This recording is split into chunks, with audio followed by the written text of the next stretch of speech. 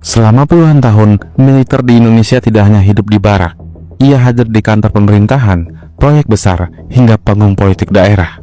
Dari Orde Baru hingga sekarang, sebagian oknum berseragam tidak hanya mengurus pertahanan, tetapi juga kekuasaan dan uang. Pada masa Orde Baru, dui fungsi ABRI memberi jalan bagi militer untuk masuk ke semua lini. Reformasi 1998 memang mencabutnya, tapi jaringan yang sudah terbangun rapi tidak serta-merta hilang, ia hanya berubah bentuk. Dari jabatan resmi menjadi peran di balik layar, dari kekuasaan formal menjadi pengaruh informal. Di era berikutnya, purnawirawan masuk politik, sementara oknum lain merambah bisnis pengamanan, proyek daerah, hingga menjadi backing pengusaha. Bahkan hari ini, praktik calo rekrutmen dan jaringan rente masih kerap muncul ke permukaan.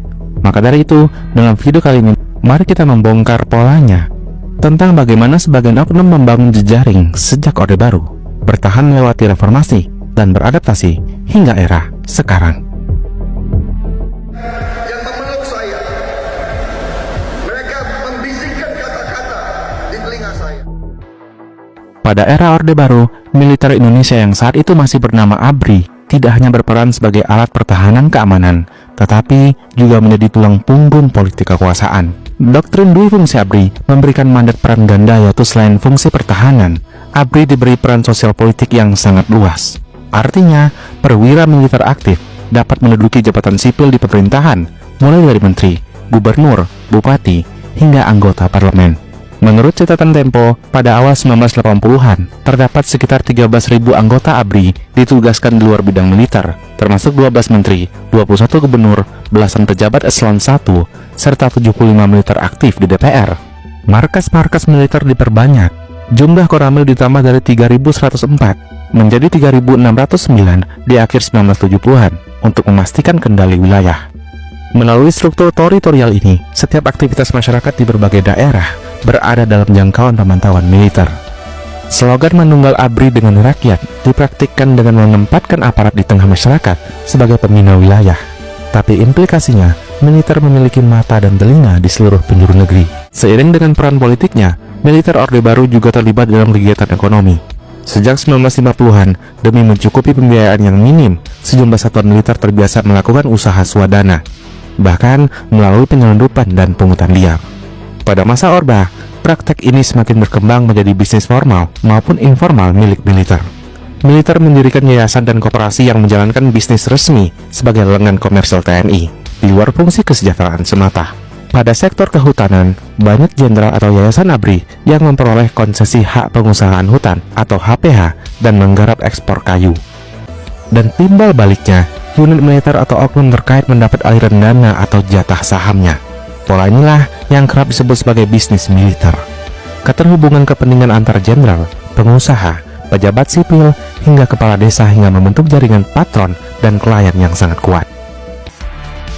Rantai ini menjalar ke bawah. Pejabat daerah melibatkan aparat kecamatan atau kepala desa untuk mengamankan program seiring dengan imbalan tertentu.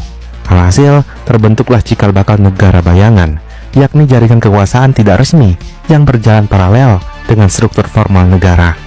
Jaringan ini sulit sekali disentuh hukum karena berada dalam era abu-abu kolusi militer pengusaha dan birokrat.